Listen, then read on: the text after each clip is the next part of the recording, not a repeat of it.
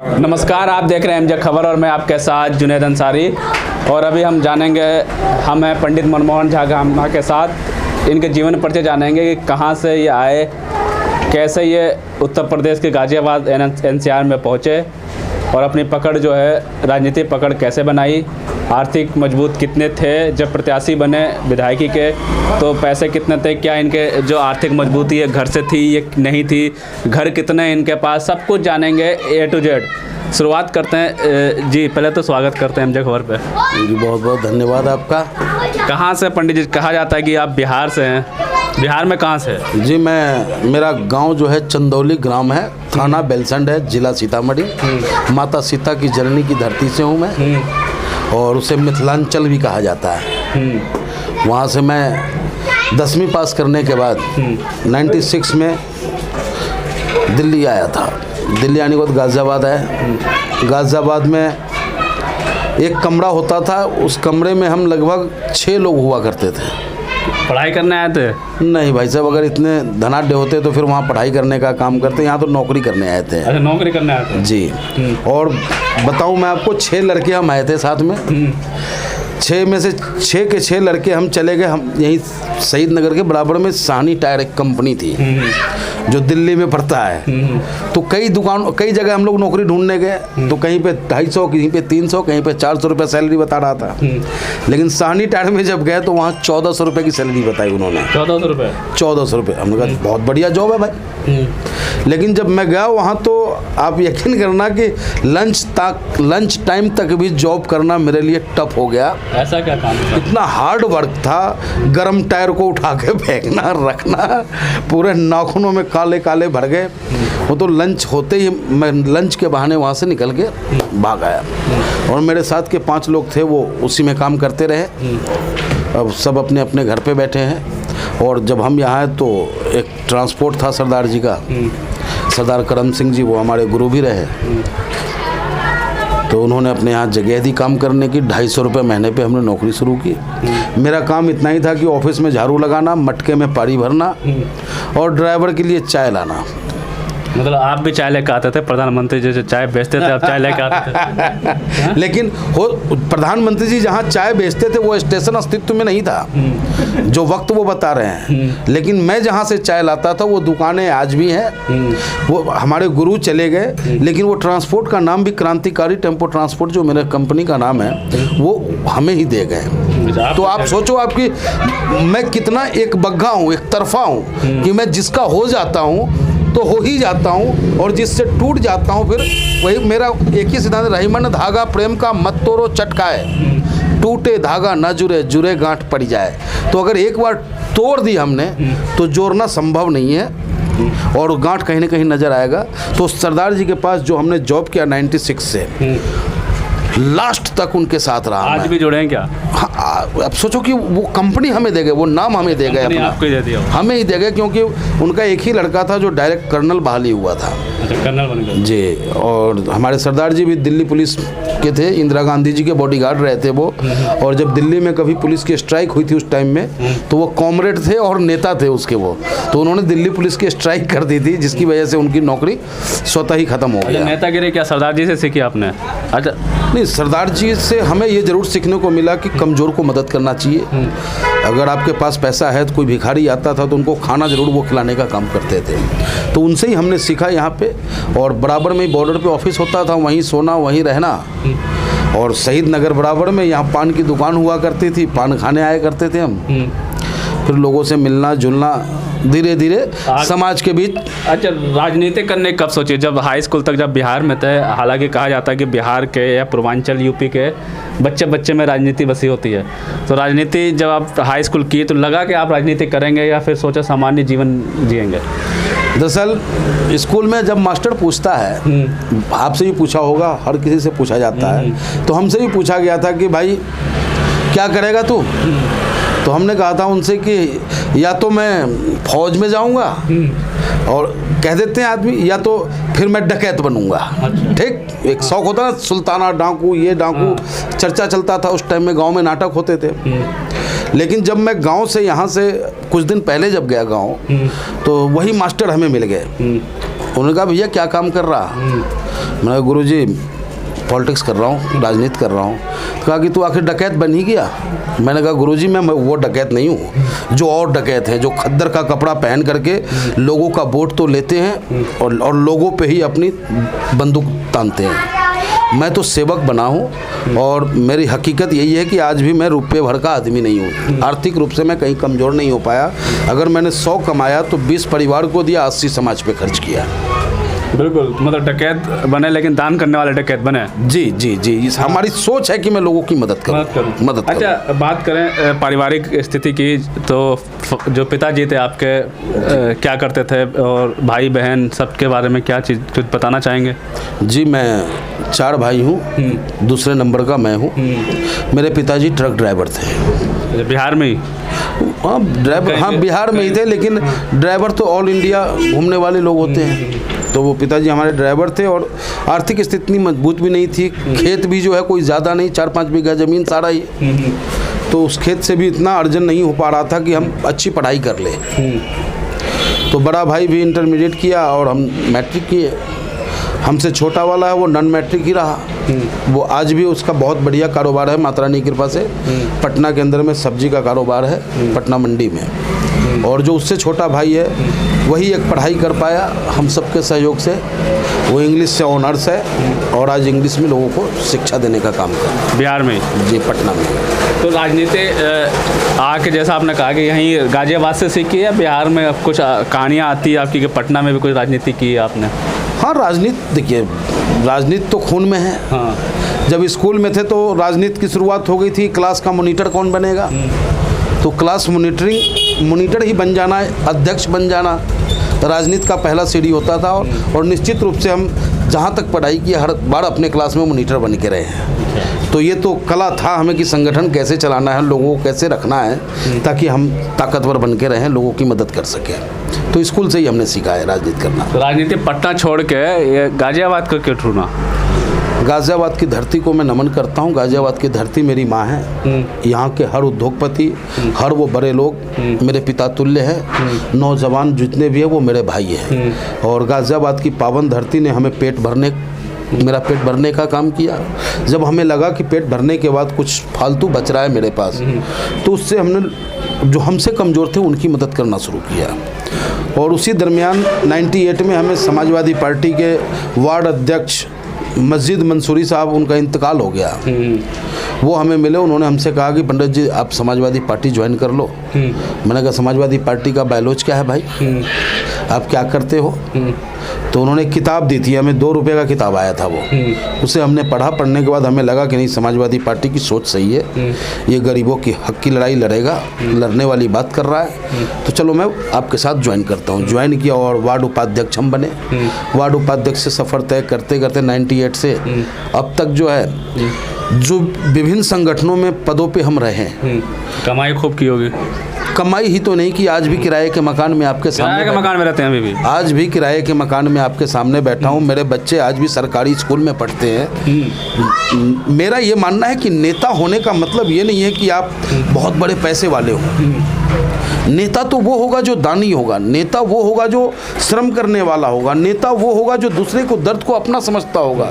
एक बार को मेरे घर का बच्चों का अगर कोई काम है एडमिशन का और पड़ोस में किसी के बच्चे को हमारी ज़रूरत है, तो मैं अपने बच्चे का काम छोड़ दूंगा, पड़ोस का काम ज़रूर करके दूंगा। तो राजनीति ये कहता है। लेकिन 1990 के दशक के बाद हिंदुस्तान की राजनीति में बहुत बड़ा बदलाव आया। उद्योगपति, बाहुबली, प्रॉपर्टी डीलर जैसे लोग जो भूमाफियागिरी का काम करते हैं।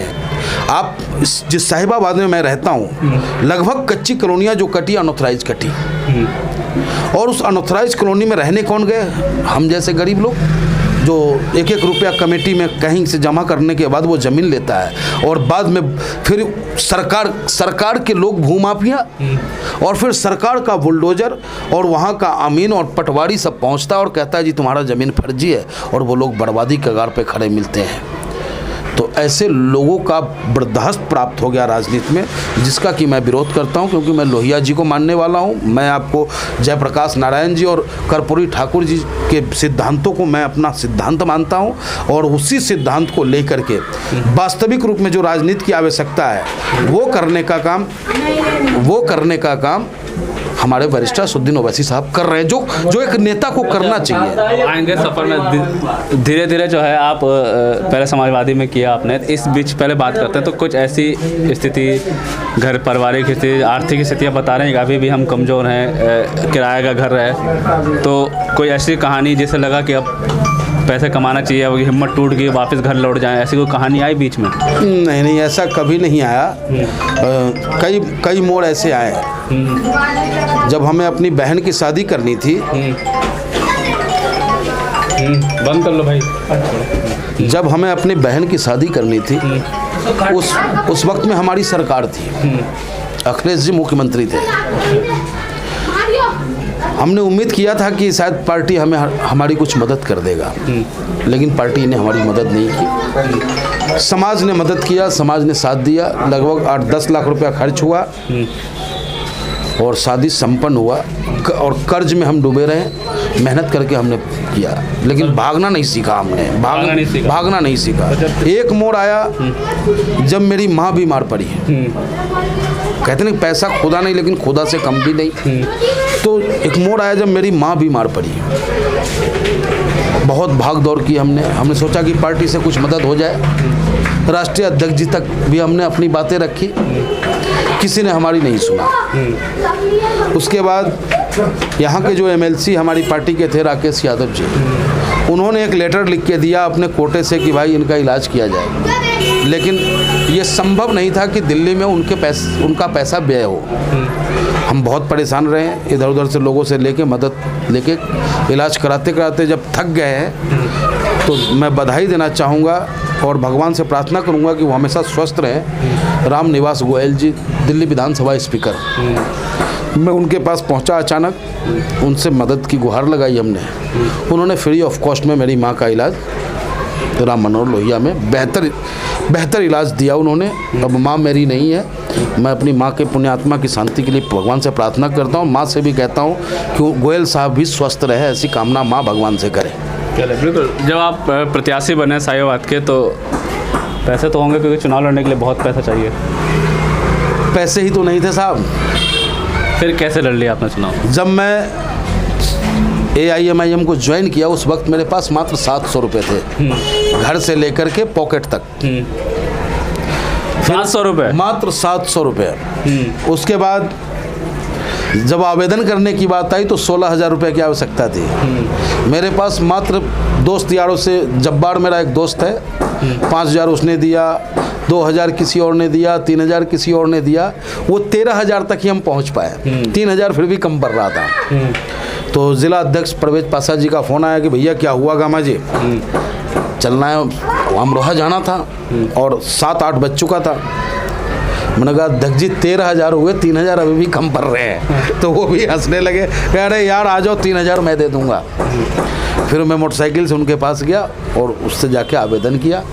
आवेदन करने के बाद राष्ट्रीय अध्यक्ष जी को लगा कि हाँ ये, क्योंकि जो मेरा बायोडाटा था, प्रोफाइल वो स्ट्रॉन्ग था, जो हमने काम किया था, चाहे लॉकडाउन रहा हो, उससे पहले या किसान का आंदोलन रहा हो, या प्रदेश सरकार की गलत नीतियों के खिलाफ सड़कों पे उतरना रहा हो, या NRC के खिलाफ शाहीन बाग में जा कर के अपना विरोध दर्ज कराना हो, सुंदर नगरी में हो, हर जगह हमने प्रोटेस्ट किया। क्यों? हमने इसलिए प्रोटेस्ट नहीं किया कि मुसलमान के हम चाहते हैं, हमने इसलिए प्रोटेस्ट किया कि मुसलमान भी मेरे देश का अच्छा नागरिक है, सच्चा नागरिक है। और मैं समझता हूँ कि कहीं ना कहीं अगर प्रमाण देना है राष्ट्रीयता की, तो हिंदू को देना होगा।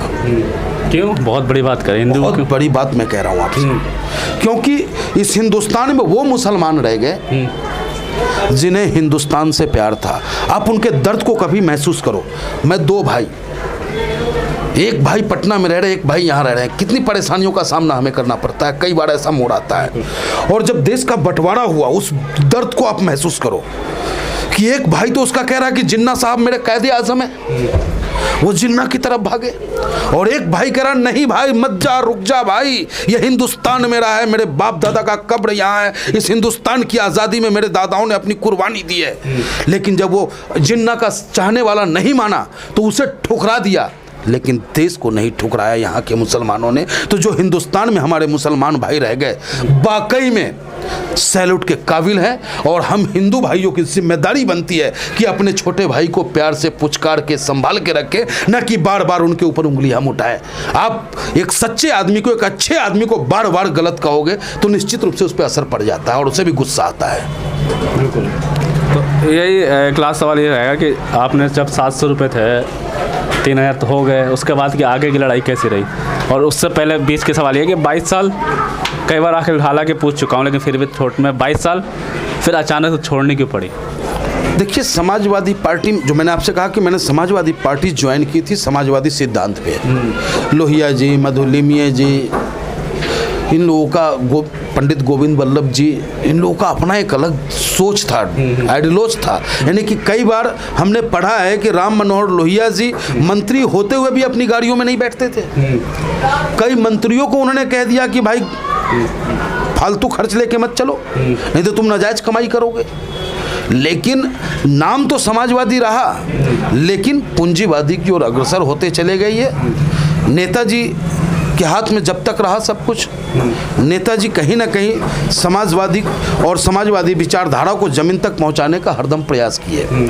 और जो वर्तमान में राष्ट्रीय अध्यक्ष हैं, उनके जो इर्द गिर्द जो नवरत्न हैं, उनको वास्तविकता से हमेशा दूर रखा, क्योंकि सूचना तंत्र हर किसी का होता है। वास्तविक सूचना राष्ट्रीय अध्यक्ष तक नहीं पहुंचना, कहीं ना कहीं समाजवाद जो है पूंजीवाद की ओर अग्रसर होता चला गया। और मैं राजनीति करने चला हूँ, समाज की सेवा करने के लिए मैं राजनीति करने चला हूँ, प्रदेश और देश की सेवा के लिए, न कि किसी पार्टी की सेवा के लिए। पार्टी की सेवा के नहीं, लेकिन जब पार्टी आप छोड़ने का विचार आया तो आप में एक राष्ट्रवादी पार्टी भी होगी, भारतीय जनता पार्टी जो कहती है हिंदू रक्षा की बात करती है। राष्ट्रवादी पार्टी एक ही है। राष्ट्रवादी पार्टी की अगर बात कोई करेगा तो बैरिस्टर असदुद्दीन ओवैसी साहब के बगैर नहीं हो सकता है राष्ट्र की बात, क्योंकि जितने भी लोग हैं सब कुर्सीवादी हैं। कुर्सीवादी है, सिर्फ कुर्सी इनको चाहिए, पावर चाहिए। जनता का क्या हो रहा है उससे इन्हें कोई लेना देना नहीं है। आज भी आज़ाद हिंदुस्तान में हमारे दलित भाई अगर किसी जमींदार के घर के आगे से घोड़े पे बैठ के अपनी शादी में चला जाए तो उन पे कोड़े और बेल्ट बरसाए जाते हों। आज भी हमें आज भी याद है कि हम लोग जब बचपन में थे तो मुहर्रम में लाठी भी खेलते थे और होली में वो दोस्त हमारे घर आकर के रंग भी खेलते थे। लेकिन इन लोगों ने ऐसी जहर फैलाई क्षेत्र में, पूरे देश में, कि आज हमारा बच्चा हमसे पूछता है कि पापा वो मुस्लिम है क्या, और मुस्लिम का बेटा पूछता है कि पापा ये पंडित जी है क्या। ये शब्द जो ईजाद हुआ है ये कुछ वर्षों में हुआ है, जो कहीं ना कहीं देश के लिए घातक है।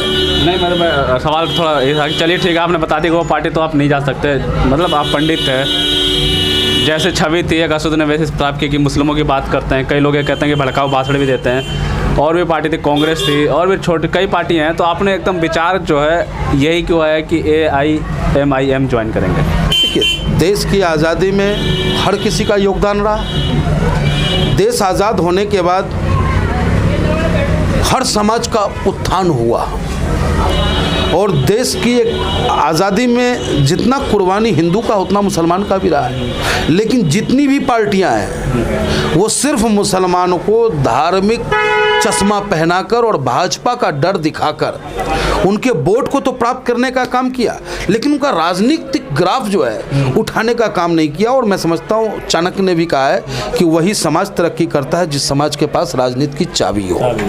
और राजनीति वोट आपका और चाबी किसी और के हाथ में। तो अगर ओवैसी साहब मुसलमान की बात कर रहे हैं तो कोई गलत नहीं कर रहे हैं, क्योंकि राजनीतिक रूप से हिंदुस्तान में अगर कोई पिछड़ा है तो वो मुस्लिम है। और वोट के रूप में सबसे ताकतवर है, झंडा उठाने में सबसे ताकतवर है, लाठी खाने में सबसे आगे ताकतवर है, लेकिन कुर्सी पे बैठेगा कोई और। तो क्या गलत कह दिया मेरा नेता, ये बताएं आप। सच को सच कहना अगर गलत है तो मैं बार बार कहूँगा गलत, मैं बार बार उस गलती को दोहराऊंगा। अगर सरकार गलत निर्णय निर्णय लेती है जनहित में निर्णय नहीं होता है, और उनके खिलाफ आवाज़ उठाऊं और सरकार हमें कहता हो राष्ट्रद्रोही, तो मैं वो कहलाना पसंद करूंगा, क्योंकि मैं भगत सिंह, चंद्रशेखर आज़ाद, अशफाक उल्लाह के वंशजों में से हूँ। अंग्रेज़ों के खिलाफ भी हमारे बुजुर्गों ने आवाज़ उठाया था, जब जब अंग्रेज़ ने गलत किया। उसी तरीके से सरकार इस लोकतंत्र को जब जब नुकसान पहुँचाना चाहेगा, हम लोग आवाज़ उठाएंगे। और ओवैसी साहब उसी सोच के हैं। वाकई में अगर असली राष्ट्रभक्त कोई है आपके देश में नेता के रूप में, मुद्दतों बाद आपको ऐसा नेता मिला है, मुद्दतों बाद। होंगे नेहरू जी आए होंगे, उन्होंने जो किया किया, लेकिन अब जो राजनीति है, इस राजनीति में बैरिस्टर असदुद्दीन ओवैसी साहब की आवश्यकता है। निस्वार्थ रूप से, निश्चल रूप से लोगों की सेवा करना और लोगों को अधिकार दिलाने निकले। सिर्फ मुसलमानों को नहीं, सभी को, सभी धर्मों, सिर्फ मुसलमानों को नहीं। अगर हम ब्राह्मण में भी पिछड़े लोग हैं, हम ब्राह्मण में भी तो लोग गरीब हैं। उन गरीब, आज भी सैकड़ों लाखों ब्राह्मण आपको ऐसे मिल जाएंगे जिनके घर पे झोपड़ा नहीं है, छप्पर नहीं है, लेकिन ब्राह्मणत्व के नाम पर उनका शोषण होता है। वोट जब आएगा तो उन्हें हिंदू हिंदू कह के वोट ले लेंगे। अगर उनका बेटा विनोद सेंगर है, बलात्कारी है, तो भी उसका जमानत हो जाएगा, उसकी पत्नी चुनाव लड़ेगी। अगर पंडित का बेटा विकास दुबे है तो उसका गाड़ी पलट जाएगा, एनकाउंटर हो जाएगा। तो ये सब स्थिति है, तो ये सब समझना होगा सभी समाज को। मैं सर्व समाज को अपील करता हूं कि आप राजनीति का एनालाइज करें, और वास्तविकता में अगर देश को ज़रूरत है किसी नेता की, तो वो एक ही नेता है, बैरिस्टर असदुद्दीन ओवैसी साहब। बहुत बहुत हम शुभकामनाएं देते हैं आपको कि आगे चलकर राजनीति में जो है एक बड़ा, जिस तरह की जो लड़ाई लड़ रहे हैं उस लड़ाई में जीत हो। और ये कहानी थी पंडित मनमोहन झा गामा की, जो एक 10वीं पास करके 400 रुपये की नौकरी से ज्वाइन करके और जेब में 700 रुपये लेके विधायकी के चुनाव लड़े, और सबसे बड़े भारत का सबसे बड़ा विधानसभा साहिवाबाद क्षेत्र से इन्होंने चुनाव लड़ा है। और पंडित होते हुए भी एक ऐसी पार्टी को चुना जिसे अपवादित कहा जाता है भारत में, कि मुस्लिमों का सोचती है, लेकिन उसके पीछे क्या राज है, क्या कहानी, सारी कुछ आपने सुन लिया है, सब कुछ आपको बता दिया है। तो ये कहानी थी, और इस कहानी अगर आपको पसंद आए तो ज़्यादा से ज़्यादा इसको शेयर जरूर करना। धन्यवाद।